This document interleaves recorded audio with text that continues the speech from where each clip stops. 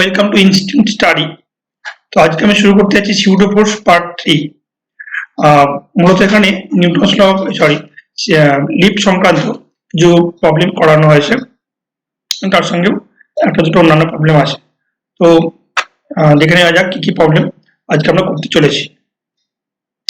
প্রথম বলছে দেখো যে 1 কেজি ভরের একটি বস্তুকে 10 মিটার পার সেকেন্ড স্কয়ার অভিকর্ষীয় ত্বরণের জন্য অংশাঙ্কিত স্প্রিং তুলা যন্ত্রে জোড়ানো আছে। এখানে যন্ত্র কথাটা লেখা নেই, তোমরা একটু লিখে নেবে। ঝোলানো আছে স্প্রিং তুলা কত পার দেবে যখন lift 7 meter per second square ত্বরণে উপরে ওঠে ও নিচে নামে। তো আমরা জানি যখন কোন লিফট উপরে ওঠে ও লিফটের মধ্যে থাকা কোনো বস্তুর উপরে বস্তুর আপাত ওজন হয় আর is equal to m g plus. এখানে আমরা g এর মানটা 10 ধরে নেব।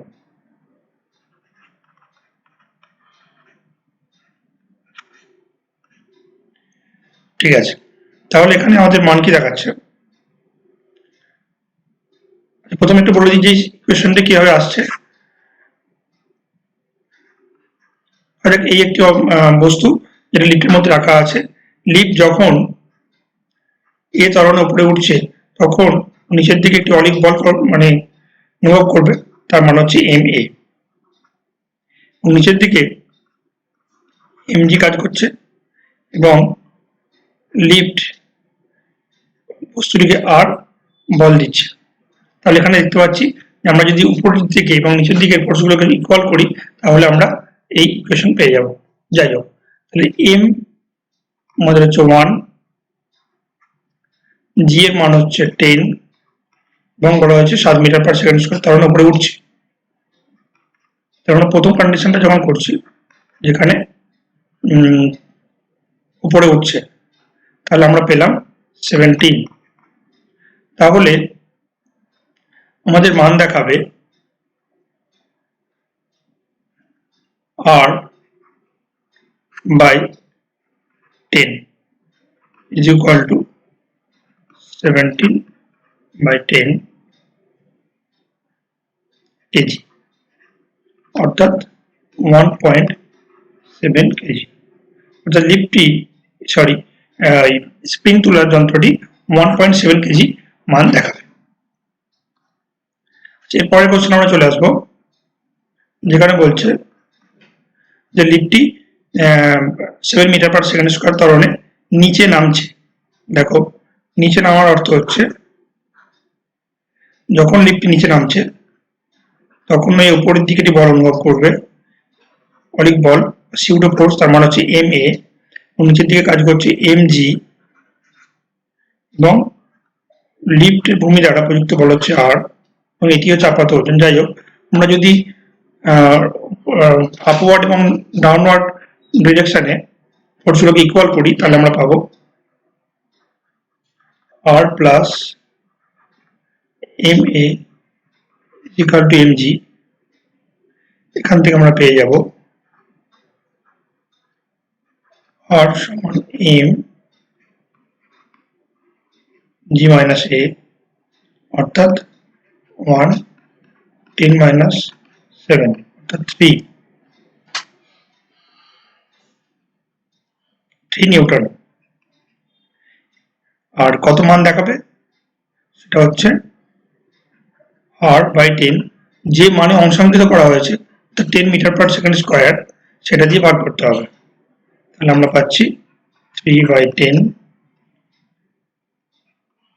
কেজি হয়ে যাবে, উত্তরটা আসবে 0.3 কেজি।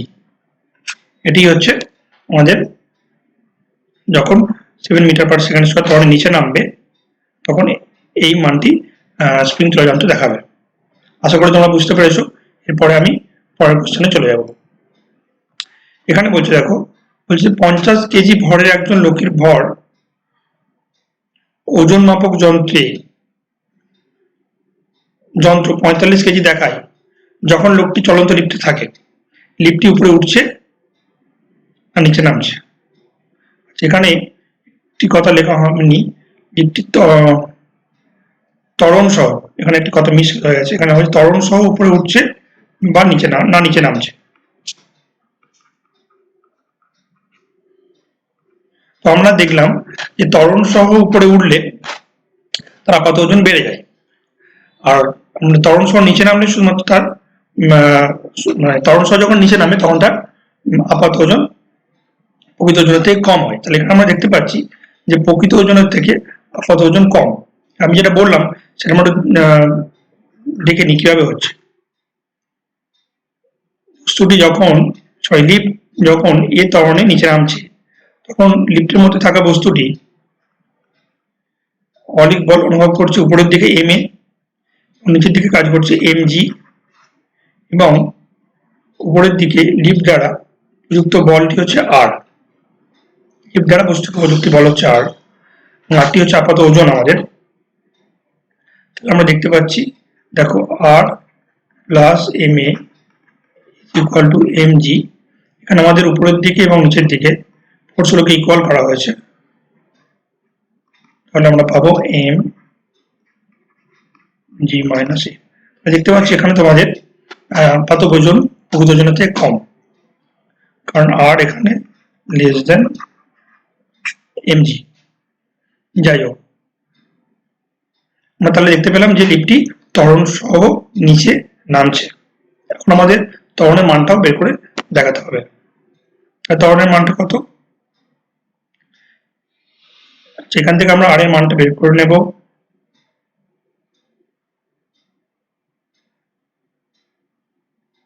আচ্ছা, আমরা সরাসরি এই ইকুয়েশন থেকে চলে আসবো। এটা দেখালাম করে যে কিভাবে কমছে। আমি এই ইকুয়েশনটা আবার লিখছি যে R plus M A equal to M G,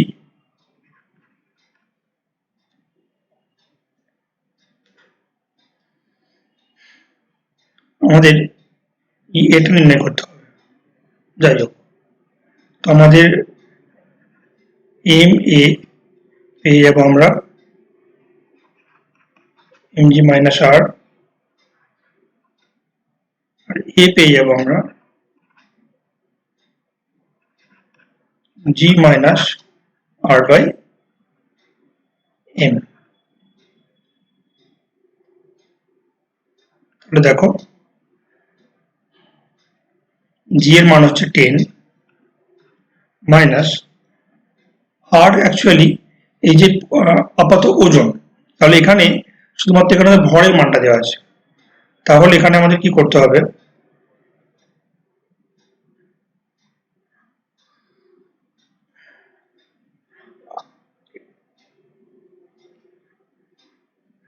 R by M যেটা পাচ্ছি আমরা, তাহলে দেখো তোমরা আর এর মানটা কি হবে, আর এর হচ্ছে আপাত ওজন। আপাত ওজনটা কত না দেখাচ্ছে 45 কেজি ইন্টু 10, এটি হচ্ছে আপাত ওজন। তাহলে এখানে আমরা লিখবো 45 10 ডিভাইড বাই এম। এমটা হচ্ছে প্রকৃত ভর, যেটা হচ্ছে আমাদের 50 কেজি। আমরা 50 কেজি লিখলাম, শূন্য শূন্য কাটলাম এবং 5 9 45, 10 মাইনাস 9 1। তাহলে আমরা কি পাচ্ছি যে যখন লিফটটি 1 মিটার পার সেকেন্ড স্কয়ার ত্বরণ সহ নিচে নামছিল, তখন লোকটির আপাত ওজন দেখাচ্ছিল, সরি 45 কেজি দেখাচ্ছিল ভর। স্প্রিং তোলা যন্ত্রটি, সরি ভর মাপক, মানে স্প্রিং নয়, ভর ওজন মাপক যন্ত্রটি 45 কেজি দেখাচ্ছিল যখন 1 মিটার পার সেকেন্ড স্কয়ার ত্বরণ সহ নিচে নামছিল। এরপরের কোশ্চেন আমরা চলে যাব। বলছে একজন লোক একটি মোটর বাইকে বসে আছে। লোকটির ভর 50 কেজি। এখানে ভর লেখা আছে, এখানে একটু মিস্টেক আছে, তোমরা ঠিক করে নাও। এটা লোকটির হবে, লোকটির ভর।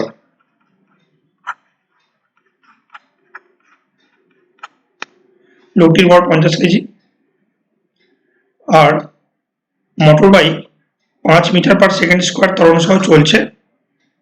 লোকটির উপর মধ্যাকর্ষণ বল কতবার লোকটি কত মধ্যাকর্ষণ বল অনুভব করবে। দেখো ভালো করে, এখানে দেখানো হয়েছে এটি হচ্ছে মোটর বাইকে যাচ্ছে, মোটর বাইকের ত্বরণ হচ্ছে এক্স পজিটিভ এক্স ডাইরেকশন আমি নিয়েছি এবং একটা জি কাজ করছে আমরা বুঝতেই পারছি নিচের দিকে। তাহলে এখন লোকটির উপর মধ্যাকর্ষণ বল, এখন দেখো তোমরা যে যখন লোকটি একটি মোটর বাইকে বসে আছে, মোটর বাইকটি ত্বরণ সহ গতিশীল, অর্থাৎ লোকটি একটি নন ইনার্শিয়াল ফ্রেমে বসে আছে। আর নন ইনার্শিয়াল ফ্রেমে বসে থাকলে কি হয়, আমরা জানি যে অলিক বল অনুভব করে। অলিক বলটা অনুভব করবে কোন দিকে, যেহেতু আমরা নিয়েছি এটা যে পজিটিভ এক্স ডাইরেকশনে হচ্ছে এ অর্থাৎ মোটর বাইকের ত্বরণ, তাহলে নেগেটিভ এক্স ডাইরেকশনে হচ্ছে ও অলিক বল অনুভব করবে বা সিউডো ফোর্স অনুভব করবে। তাহলে এদিকে দেখলাম কি, এদিকে ওর অলিক বল অনুভব করছে এম এ, আর এদিকে কাজ করছে এমজি। তাহলে যদি এটাকে ভেক্টর সাইন দিয়ে লিখি তাহলে বলতেই পারি যে G effective is equal to minus A I cap, কারণ আমি কি করছি কি A vector is equal to নিচ্ছি এ আই ক্যাপ, আর এখানে আমরা পাচ্ছি সরি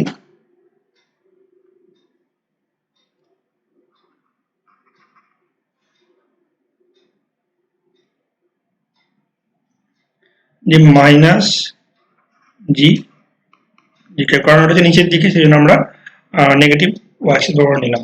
তাহলে জি এফেক্টিভের মান কত,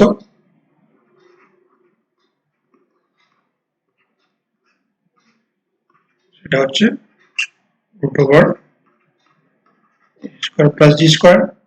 তো এর হচ্ছে আমাদের, আচ্ছা এখানে জি কে আমরা 10 ধরে নেব, আমাদের ক্যালকুলেশনের সুবিধার জন্য আমরা 10 ধরে নেব, 10 মিটার পার সেকেন্ড স্কোয়ার। যদি কোশ্চেনে না বলে দেওয়া থাকে তোমরা কিন্তু নেবে না, এখানে কোশ্চেনে ছিল, এটা আমার লেখা হয়নি কোনো কারণে, যাই হোক কোশ্চেনে যদি বলে দেওয়া থাকে 10 তাহলে ভালো, যদি না বলে দেওয়া থাকে তাহলে তোমাকে 9.8 নিতে হবে।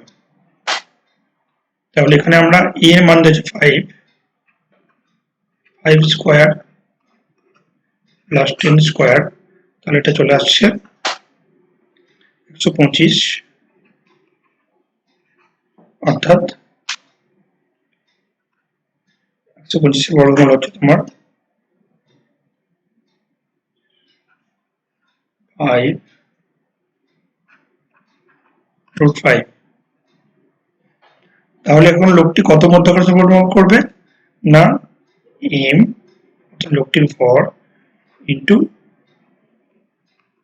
জি এফেক্টিভ, সেটা কত না 50 ইন্টু নিউটন, তাহলে পাচ্ছি আমরা 250/5 নিউটন মধ্যাকর্ষণ বল অনুভব করবে এবং সেটা ডাইরেকশন হবে এই বরাবর। যাই হোক, আমরা এখান থেকে আমরা সমীকরণ থেকে আমরা এই কোণটাও বের করে নিতে পারি, কিংবা এই কোণটা কিংবা এই কোণটা বের করে নিতে পারি, যে একটা আমাদের কোশ্চেনে বলেনি, তাদের বলে রাখলাম। এই সমীকরণ থেকে পেয়ে যাব যে কত অ্যাঙ্গেল করেছে, কত অ্যাঙ্গেল করে মধ্যাকর্ষণ বলটা অনুভব করছে। এর পরের কোশ্চেনে চলে যাব। এখানে বলছে দেখো এটা একটি লিফট, এই লিফটের মধ্যে লিফটের মধ্যে দেখতে পাচ্ছ একটি দুটি ব্লক আছে, দুটি ব্লককে কপি করার মধ্যে নিয়ে যাওয়া হয়েছে এবং এটির ভর 2 কেজি এবং এটির ভর 1 কেজি, এখানে দেখো লিখে দেওয়া আছে। এবং লিফটটি 1 মিটার পার সেকেন্ড স্কোয়ার ত্বরণ সহ উপরের দিকে উঠছে।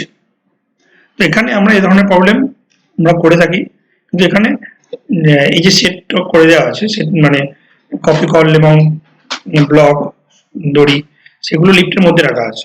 আমরা জানি যে লিফটের মধ্যে লিফটটি যখন উপরের দিকে ত্বরণ সহ উঠছে তাহলে লিফটটির আপাত ওজন বৃদ্ধি পায়, আমরা জানি।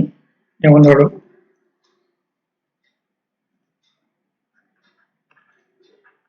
অনেকগুলো প্রবলেম করলাম, সেজন্য আমি আর এটাকে প্রমাণ করছি না, এটা আমরা জানছি। তাহলে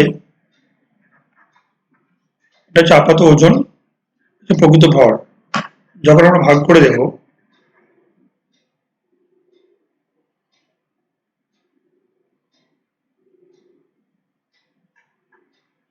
ঠিক আছে, তাহলে দেখো আমরা জি প্লাস এ পেয়ে যাব। এটাকে আমরা বলতে পারি জি প্রাইম জি প্লাস এ। এই ত্বরণটি এখন এখানে কাজ করবে। তাহলে জি এর মান আমরা কত নেওয়া যায়, 9.8 কিছু বলে যায়নি, তবে এটা পরে দেখছি। তার আগে আমরা একটা কাজ করে নেব।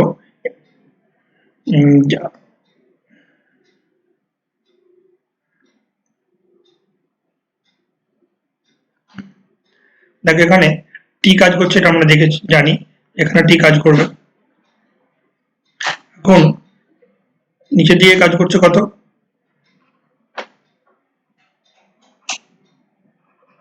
MG dash MG, capital MG prime. তাহলে আমি এম এর যদি ফ্রি বডি ডায়াগ্রাম লিখি, এম বস্তু,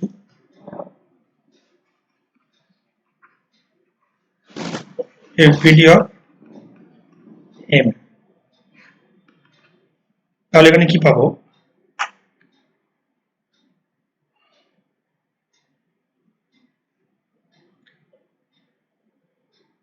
আচ্ছা এখানে লিফটের সাপেক্ষে এর ত্বরণটা আমি ধরে নিচ্ছি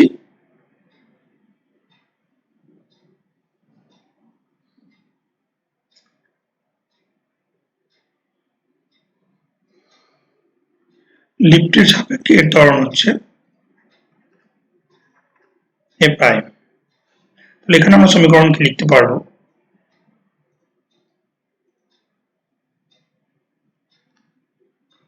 এম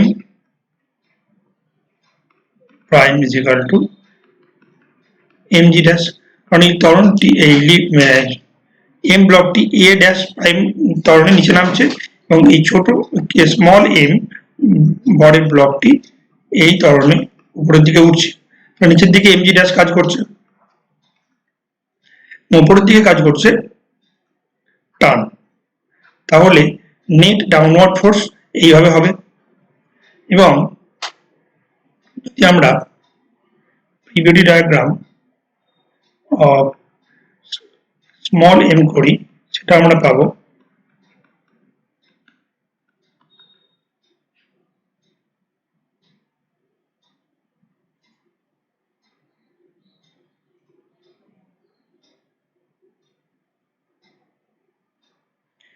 যে M A dash is equal to T minus MG prime, কারণ এখানে এটা উপরের দিকে উঠছে, upward direction, net down net upward force হচ্ছে এটা, সেটা is equal to M prime, এটা আমরা সেকেন্ড নম্বর থেকে পাচ্ছি। এখন দেখতে পাচ্ছি এটা হচ্ছে 1 নম্বর সমীকরণ, এবং 2 নম্বর সমীকরণ যদি 1 আর 2 আমরা যোগ করে দিই, তাহলে কি হয়ে যাবে, টি ক্যান্সেল হয়ে যাবে, করলে আমরা এ প্রাইম পেয়ে যাব। তো দেখে নেওয়া যাক কি হচ্ছে। তোমরা এটা একটু মনে রাখো, পয়েন্ট স্লাইডে যেতে আমার সুবিধা হবে। দেখো এখানে যখন যোগ করে দিই, তাহলে মাইনাস টি এখানে প্লাস টি আউট হয়ে যাবে, এখানে পড়ে থাকবে রাইট হ্যান্ড সাইডে M G prime minus small M G prime, আর লেফট হ্যান্ড সাইডে এ প্রাইম কমন নিলে capital M plus small M, সেটাই আমরা লিখে নেব। এখানে আমরা পাচ্ছি M prime is equal M plus M. দেখো এখানে আমরা কি পাচ্ছি, M minus M G dash, আমরা পেয়ে যাব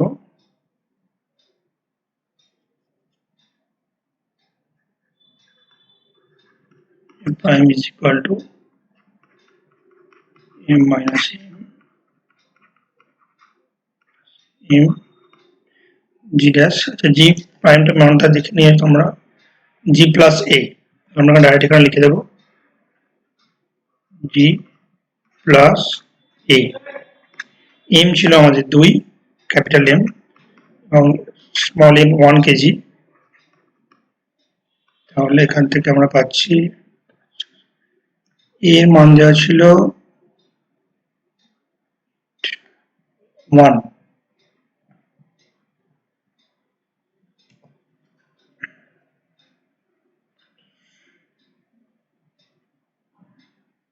এখানে আমরা 9.8 বসাচ্ছি প্লাস 1,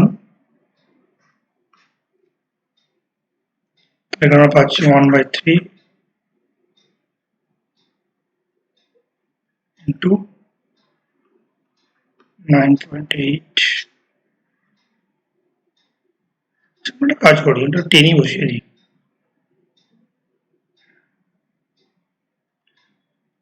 আচ্ছা, আমি একটা কাজ করছি, ক্যালকুলেশনের সুবিধার জন্য আমরা মানটাকে একটু সহজভাবে ভেবে নিচ্ছি। তাহলে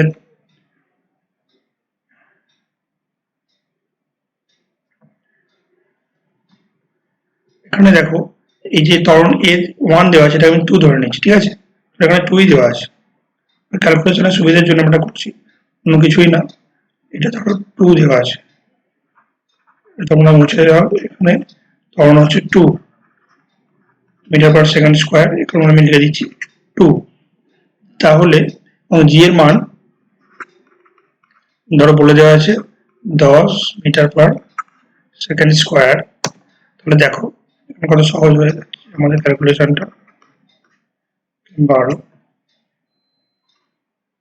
তাহলে 4 মিটার পার সেকেন্ড স্কোয়ার হচ্ছে ত্বরণ। অর্থাৎ এটি এ ড্যাশ ত্বরণে নিচে নামছে, এটি ওই ড্যাশ নিচে নামছে রেসপেক্ট টু লিফট। তাহলে আমাদের বলা হয়েছে যে দুজনের মধ্যে আপেক্ষিক ত্বরণ কত। তাহলে যে দুজনের মধ্যে আপেক্ষিক ত্বরণ, যেহেতু দুজন হচ্ছে পরস্পর বিপরীতমুখী, তাহলে হয়ে যাবে 4 minus 4 metre per second square 8 metre per second square. এটি হচ্ছে দুটো ব্লক দুটির মধ্যে আপেক্ষিক ত্বরণ। পরের কোশ্চেন আমরা চলে যাব। বলছে lift 2 meter per second square ত্বরণের উপরে উঠছে। আচ্ছা, এখানে আলফা 60 ডিগ্রি, আর নততলের সর্বোচ্চ বিন্দু থেকে সর্বনিম্ন বিন্দুতে আসতে বলছে কত সময় লাগবে। আর বলে দেওয়া আছে এ বি, অর্থাৎ নততলের ভূমি, সেটা হচ্ছে 2 মিটার, এবং জি এর মান এখানে বলে দেওয়া আছে 10 মিটার পার সেকেন্ড স্কোয়ার, এবং লিফটটি উপরে উঠছে 2 মিটার পার সেকেন্ড স্কোয়ার। আচ্ছা, মান আমরা পরে বসাবো, আমরা এরিয়া লিখছি। তাহলে এখানেও আমাদের প্রাইম হচ্ছে হয়ে যাবে আবার জি প্লাস এ, অর্থাৎ 10 প্লাস 2 ইকুয়াল টু 12। তাহলে এখানে আমরা জানি এটা যে এদিকে যে ত্বরণটা অততল বরাবর যে ত্বরণটা কাজ হয়েছিল যে জি সাইন থিটা, হচ্ছে যেহেতু লিফটের মধ্যে আছে তাহলে জি ড্যাশ সাইন থিটা। তাহলে সেই আমরা লিখছি A is equal to G sine theta. A না লিখে আমরা এ প্রাইম লিখছি। তার মান কত না, তার মান হচ্ছে 12 সাইন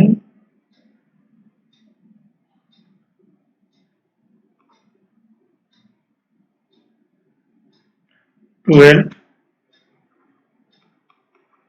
সাইন 60 ডিগ্রি,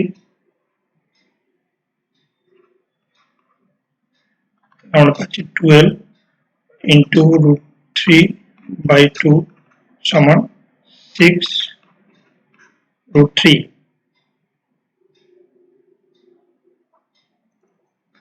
আচ্ছা, এরপরে তাহলে এই ত্বরণ বরাবর ব্লকটি নিচে নেমে আসছে উইথ রেসপেক্ট টু লিফট। আচ্ছা, আর বলে দেওয়া আছে। আচ্ছা, নততলের দৈর্ঘ্যটা দেখে নেবো। আমরা এই পয়েন্টে ধরে নিচ্ছি এসি, সরি, তাহলে এসি ইজ ইকুয়াল টু আমরা বলতে পারি যে এবি cos 60, কারণ এবি হচ্ছে ভূমি, এসি হচ্ছে অতিভুজ, তাহলে আমরা বলতে পারি এবি, এসি তখন এবি cos 60, এবি দেওয়া আছে 2 আর cos 60 হচ্ছে আমরা জানি হাফ,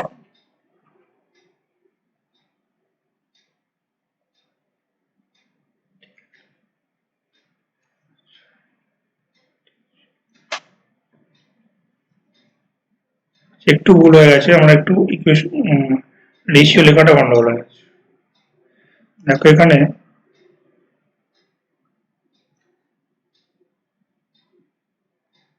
এবি এবি সমান এসি cos 60, এবি দেওয়া আছে আমাদের 2 আর এসি মানটা আমাদের নিতে হবে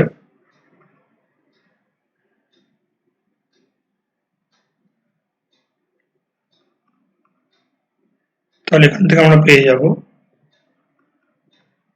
এসি সমান 4 মিটার। তাহলে আমরা ডিসটেন্স পেয়ে গেলাম, যতটা ডিসপ্লেসমেন্ট ওর হবে এসি, আমাদের বলা আছে সর্বোচ্চ বিন্দু থেকে সর্বনিম্ন বিন্দু, তার মানে আমরা ডিসপ্লেসমেন্ট পেয়ে গেলাম।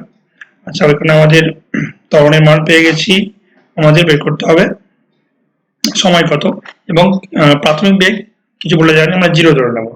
তাহলে আমরা পরের স্লাইডে চলে যাচ্ছি, শুধু মানগুলো একটু মনে রাখো, 6√3 4। তাহলে আমরা যদি এই সমীকরণটায় পুট করি ut plus half a dash t square, s এর মান হলো 4, 1/2, আচ্ছা u তো 0, তাহলে ওটা পুরোটা 0 হয়ে যাবে, আর হাফ a dash এর মান পেলাম 6√3,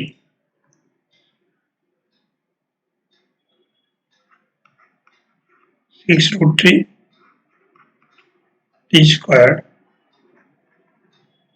তাহলে t স্কয়ার ইকুয়াল টু হচ্ছে 8/6√3, 4 হচ্ছে 3, তাহলে t এর মান পাবো আমরা 4/3√3। আর সময় যদি ঋণাত্মক হয় না তাহলে ঋণাত্মক মান নিচ্ছি না আমরা, তাহলে এটাকে আমরা যদি ক্যালকুলেটারে পুট করি তাহলে আমরা মান পেয়ে যাব। এই সেকেন্ড আমাদের সময় লাগবে। আশা করি তোমরা বুঝতে পেরেছো।